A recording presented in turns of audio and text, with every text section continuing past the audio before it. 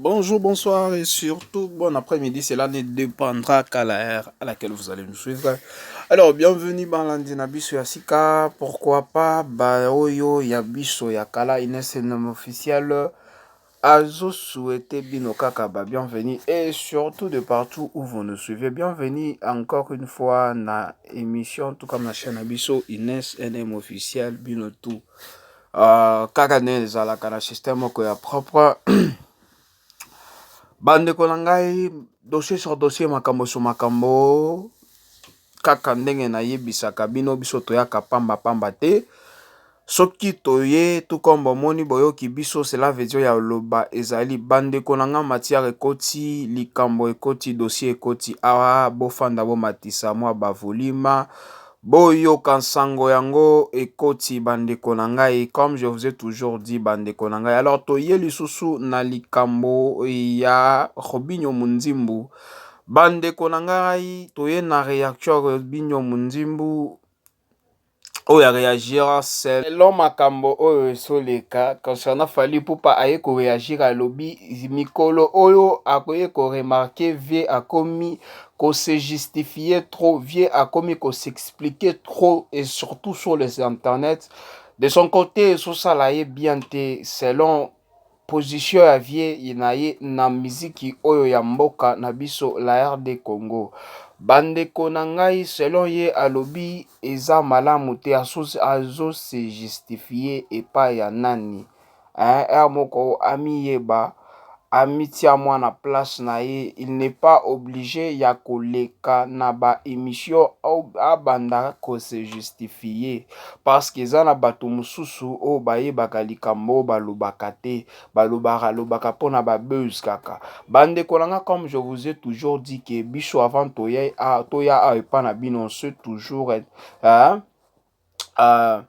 tozwaka mwa ba confirmation oyo ekosala ke emema biso epa na bino tozwaka ba confirmation tolandelaka na se ya mai vraiment comme je vous ai toujours dit na yeli bino na audio oyo Robinho Munzimbu a réagiraki par après je vous reviens juste après l'analyse comme je l'ai toujours fait bino moko boyebi biso toyaka awa kofinga batu te totiaka analyse toyaka awa pona ko créer ba polémique te tout comme ko créer ba mikambo te tozwaka ba confirmation et puis toye to memi yango epa na bino. Alors sans plus tarder bandeko na nga na otiela bino audio ya Robinho Munzimbu avant na tia audio wana j'aimerais que na rappeler moi balandi na biso ya sika souci c'est toute ta première fois tout comme balanayo ali bosso à kolanda chaîne abiso Inès NM officiel, je vous prierai toujours de vous abonner s'il vous plaît bande kolanga, abonnez-vous massivement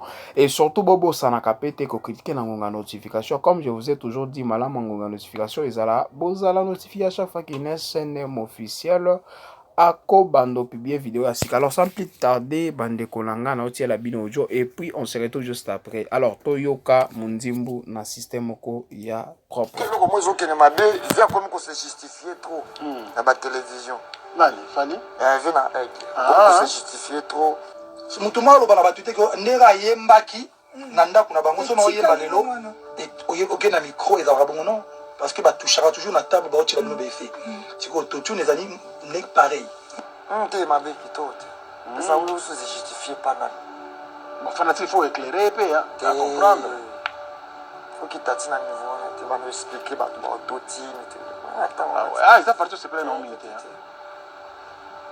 à part ça makambo bambongo gouvernement pesa ki mbongo na mona ki gogas intervenant qui trop de justification pas trop bon pourquoi ça on dit bon pesa ba tout conseil et maga le rôle azo finga tant que toi utilisera peut-être bas supporter na bongo supporter na bongo ba ozala na bongo ya wana amour les soirs non amour les soirs moi luka vient na so aluka kaka sinzembo ya bongo. Voilà bandeko langa, j'espère très bien biso toto qui très bien réaction ya Robinho Munzimbu. concernant likambo ya Fally alobi vie akomi ko se justifier makasi. Bandeko avant na tia analyse concernant likambo nalingi na pesa ma conseil ya bandeko na biso. Bandeko eza na bandeko na biso mususu bazalaka awa pour que koloba loba kaka o baloba biloba loba. Moko to vanda ko to mi pesa moi respect. Bandeko na ngai eza na bandeko mosusu o ba mataka bakomi koloba lokola likambo ya mbongo ya l'état ya gouvernement ba pesa ki Fally. Eza na bandeko mosusu ba yebi ata ba droite. Je m'excuse. Oh bandeko na ngai tellement bozo ça la kena loba ebele. Eza na bandeko mosusu ba yebi ata ba droite, je sais pas est-ce que vous comprenez de quoi est-ce que je suis en train de parler, ba droit. Eza na ba droit ya ba artiste na mboka, ba droit ya ba droit ya ba citoyen. Tant que oza citoyen, tu as tes droits. Oh, il faut yeba. Eza na bandeko mosusu c'est tout à fait normal. Ceux qui ba parents ba joie qui mbongo te akotangisa yo parce que nayebi na mboka na biso eza ba école a pamba ezaka rarement. Comme on a ba école a pamba lokola ba pays mosusu ba école a pamba eza presque partout. Eza rarement na mboka na biso pour que mutu atanga ya ofele. Hein? Mais lelo okoli okomo sala ozwaka mbongo na yo zwa moins kota classe.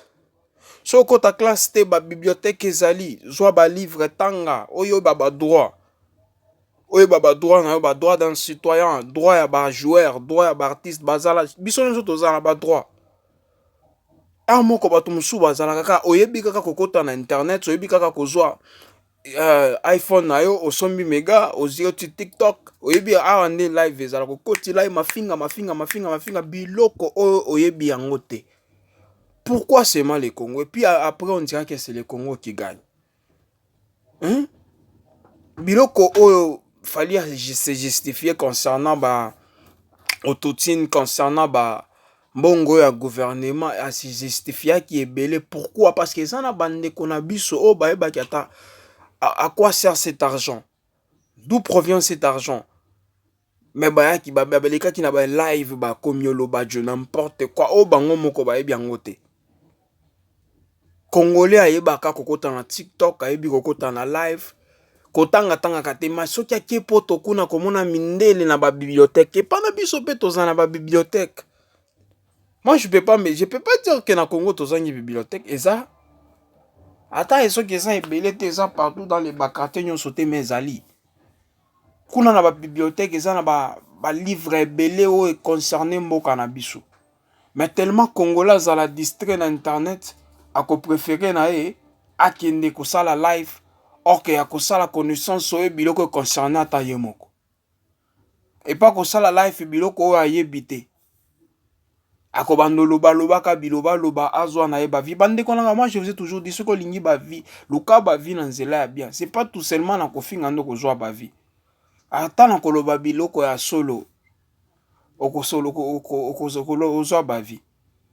Ebele na bande kona biso ba Congolais. Kaka lokuta, balinga kozwa bavi na bango na nzela lokuta. Ce n'est pas bien. Ce n'est pas bien bandeko na nga likambo wana tosalaka eza bien te. Eza mabe. Oh. Pourquoi mitema mabe bongo et puis par rapport on dirait que c'est le Congo qui gagne. Par rapport on dirait que Fachi beto azoboma mboka. Biso nde to tonga. Na kolobaka biloko toyebi te. Hein? Ce qui est là, Fally pour pas réagir. Bon, ce qui est là, réunion au bien, mon dieu, moi, koloba qui Fally à se justifier. C'est parce que biloba loba na biso. Ce qui est tozo loba. Et à un moment, je me suis toujours dit que ce qu'on y attaque au juger, parce que tu la Bible boy, et boy que ton juge fait que nous soyons jugés. Ne jugez pas en fait que vous ne soyez jugés. Alors, ce que nous juger, aux amants la preuve na yo. Oui, que non, les cambois a bien te, mais loba n'anzela bien. Et puis rassure-toi que tu as tes preuves. Ba preuve la ki c'est vraiment que oyo solo bande a solo oyo mutukingani alobaki eza lokuta. Zala moi rassuré. Tu peux pas seulement ko bando le kabo bando justifier banto bato juger bato o boyena eza bongo te. O juger mutu ndeni. Ah bande ko ngai. C'est pas bien. Moi je suis pas vraiment ya kosepela likambo eza bien te bandeko nanga. Pourquoi c'est mano? Pourquoi c'est mal le Congo? Pourquoi?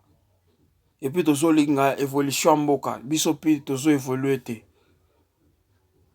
tongo vivre kaka lokola na ba 2010 mais tokomi déjà na 2026 déjà en février c'est pas bien bandeko na ngai amo to changer moi mentalité na biso hein to changer yango ne mboka pe ko changer ba congolais pe ba mposa ko changer avant que Congo changer ngana bisa bino chaque fois chaque instant bon kaka ndenge na bisa bino bandeko na ngai moi concernant likambo oyo Robinho Mundimbu Azan a raison. Ce qui est vrai, Fally Ipupa, il faut y avoir place na musique ya mboka na biso. Il n'est pas obligé à koya na ba émission koya ko convaincre batonyo sauter parce que ça na ba mususu kaka ndenge je viens de le dire que bazolo bazoy bateli kambo baolo. Bazolo kaka peut-être pe azo en posa ke ba mona na internet y pas le cas qui na live. Parce que naïbi très bien bela bande on a vu sur ba congolais balinga raba ba yepe ya ko chata ko finga kaka motubo na live ma finga moko ya makasi parce que yebi live wana bazo tala ngo batu ebele soki ba monika ma finga wana batu tout ba ko kende ko visiter profil na mbala moko ba yebi ki afinga ki moto kingani azui succès na nzela bongo les congolais baza prêt ya ko sala likambo wana naïbi mboka na bi ya nanga je suis des congolais de père et de mère naïbi très bien les Cameroun na oloba Lukata visibilité na nzela bien tu n'es pas obligé alors Fally Ipupa les Cameroun Robinho a réagi c'est tout à fait normal tu n'es pas obligé à justifier batonyoso et à se justifier plutôt et pas batonyoso tu n'es pas obligé à expliquer batonyoso comment est-ce que ça se passe soki bato bako banda au moins mutu kingani asala ngo kaka ndenge Richie Watanabe asala kyango ayebi ba norme.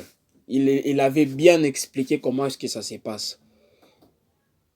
Tikata mutu mususu azwa eloko wana aloba ngo kaka ndenge Wata Please Watanabe asalaki yango wana asalaki na nzela ya bien parce que yo moko eza lokolo komo sera baissé eza lokolo ozoloba na baba mutu oyo kate ozoloba la ozo expliquer elo moko boya ko comprendre yo ndeni ebele na mboka na biso ba lokola bababa ba ebite likambo ba oloba bazomona kaka bazoyoka te c'est pas bien totanga pe na kotanga eza bien soki totangi tokoyoba ba droit mosusu totanga vraiment soki toza na force te ya kotende classe ba professeur bazali a prévu au foutier akopando tangisa yo na ndako na yo à domicile oyebi ata kotanga ozwi ba livre na yo comme otanga oyebi mwa réalité ya mboka ata ba Tshisekedi awa tojizaka bon bango makasi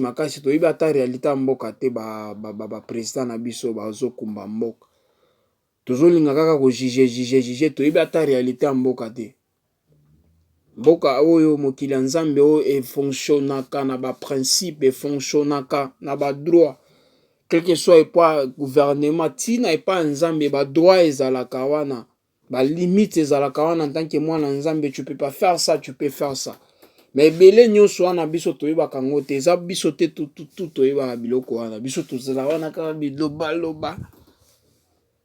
lokola ba inconscient si je peux dire parce que bela ba congolais toza ba inconscient toza wana ka pona buzz et tout et puis c'est tout totalaka sima na biso te totalaka nini te après ça qu'est-ce qui va se passer il n'y a rien tokipaka wana likambo wana te tellement tozaka ba sans fautiste c'est pas bien c'est pas du tout bien la réaction na Robinho Mundimbu coup de chapeau vraiment à réagir bien surtout à l'eli fort alobi mikolo oyo azako atindaka c'est pas seulement mikolo atindaka parce que nayebi que auparavant c'était bien yena Fally Ipupa babando solo là mais pour le moment il y a moi ba malentendu et tout je sais pas qu'est-ce qui réellement qui se passe entre eux mais bango tout bango ne ba bi réalité o ezole contre bango na bango alors aleli pf